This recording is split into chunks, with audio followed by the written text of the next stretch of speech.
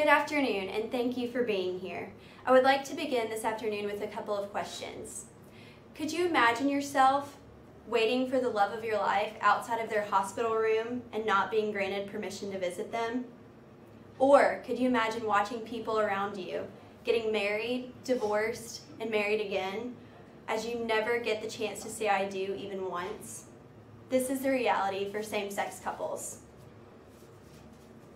There's been a lot of talk in our nation about the sanctity of marriage.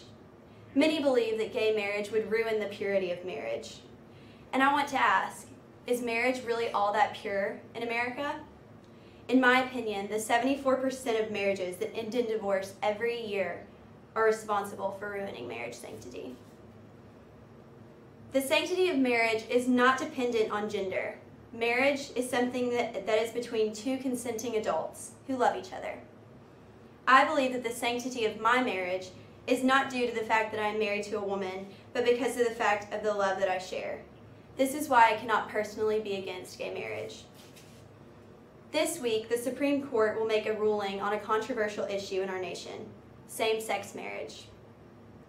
This same-sex marriage is prevented by the Defense of Marriage Act, which was signed by Bill Clinton on September 21st, 1996. This federal law, commonly known as DOMA, defines marriage as the union between man and woman, and therefore keeps gay Americans from collecting a range of federal benefits that are generally available to married people. I see this as unconstitutional because 8% of our nation belongs to the gay community. There is over 9 million people that are a part of this community, and it is simply growing. I cannot truly represent this nation if I do not listen and represent the voice of 10% of our country.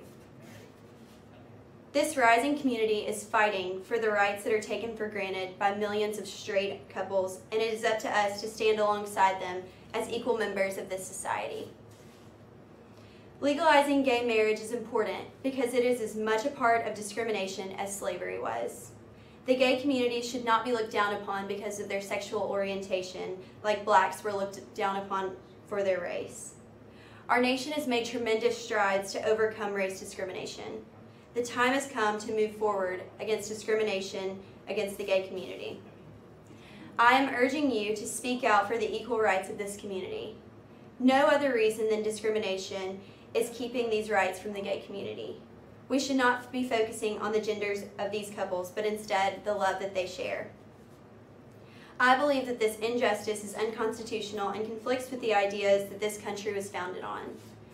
So if we hold true that all men are created equal and that their Creator endows them certain unalienable rights, then we must not withhold the rights of the gay community, the benefits of marriage.